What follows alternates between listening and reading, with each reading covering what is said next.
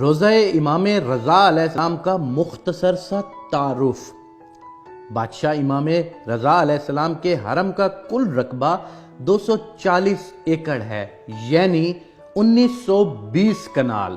حرم پاک کا ایک چکر 4 کلومیٹر کا پیدل سفر بنتا ہے۔ سڑک جہاں سے ختم ہوتی ہے وہاں سے حرم پاک میں داخل ہوں تو دنیا کا سب سے قیمتی پتھر لگا ہوا ہے۔ وہ گرینائٹ لگا ہوا ہے جو گرمیوں میں ٹھنڈا رہتا ہے اور سردیوں میں گرم ہوتا ہے۔ صحن کے بعد جو ابتدائی دروازے ہیں وہ اتنے قیمتی لکڑی کے ہیں جو دنیا کے کسی بھی بندے کو دستیاب نہیں ہیں۔ پھر جب صحن ختم ہوتا ہے تو آگے شروع ہو جاتا ہے حرم۔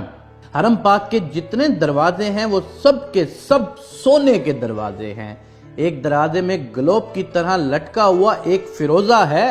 اس فیروزے کے بارے میں حرم کی کتاب میں لکھا ہوا ہے کہ پورا ایران برباد ہو جائے اس پتھر کی قیمت سے دوبارہ آباد ہو سکتا ہے۔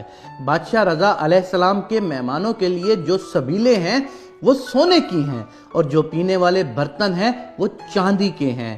جو ہی صحن ختم ہوتے ہیں آگے جوتے اتارنے کی جگہ ہے۔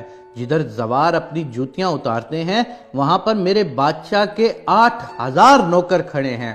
اور یاد رکھنا وہ دنیا کے کوئی عام بندے نہیں ہوتے کہ جو بے روزگار ہوں اور چلا جائے اس کام کے لیے۔ ان میں 90% لوگ ایران کی فوج سے ریٹائرڈ میجر، جنرل، کرنل اور بریگیڈیئر جیسے افیسرز ہیں۔ وہ ریٹائرمنٹ لے کر درخواست دیتے ہیں کہ ہمیں پینشن نہ دے، بادشاہ رضا علیہ السلام کے زواروں کی جوتیاں اٹھانے کی نوکری دی جائے۔ دنیا کا کوئی 7 سٹار ہوٹل اتنا خوبصورت نہیں جتنا بادشاہ رضا علیہ السلام کے لنگر خانہ خوبصورت ہے۔ جہاں تک میں نے ایک عالم دین سے سنا تھا کہ وہاں پر زوار کی عرش کے فرشتے مہمان نوازی کرتے ہیں۔ یہ جتنی بھی چیزیں ہیں، سونا، چاندی، اینٹیں، پتھر، ان سب کی فیکٹریاں امام رضا علیہ السلام کی اپنی ہیں۔ کچھ صحن ایسے ہیں جن کا رقبہ بہت وسیع و عریض ہے۔ ان کو صحن بزرگ کہتے ہیں۔ اذہان میں جو بزرگ، ضعیف یا معذور زوار مہمان آتے ہیں ان کے لیے صحن میں امام رضا علیہ السلام کی گاڑیاں کھڑی ہوتی ہیں، اس لیے کہ میرا زوار چل نہیں سکتا، اسے سواری پر لے کر آؤ۔ 3 منزلوں پر محیط ہے میرے بادشاہ رضا کی زری مبارک۔ ان تینوں منزلوں کی زیارت کی جاتی ہے۔ ان تینوں منزلوں پر دنیا کی ہر کرنسی، روپیہ، یورو، ڈالر، ریال، دینار، پاؤنڈ وغیرہ ہر قسم کی کرنسی سے بھری ہوئی پڑی ہوتی ہیں۔ یہ تینوں منازل ایران پر تقریباً 44 سال سے پابندیاں ہیں۔ ایران بادشاہ رضا کی جوتی کا صدقہ آج تک غریب نہیں ہوا۔ مملکت ایران مقروض ہے۔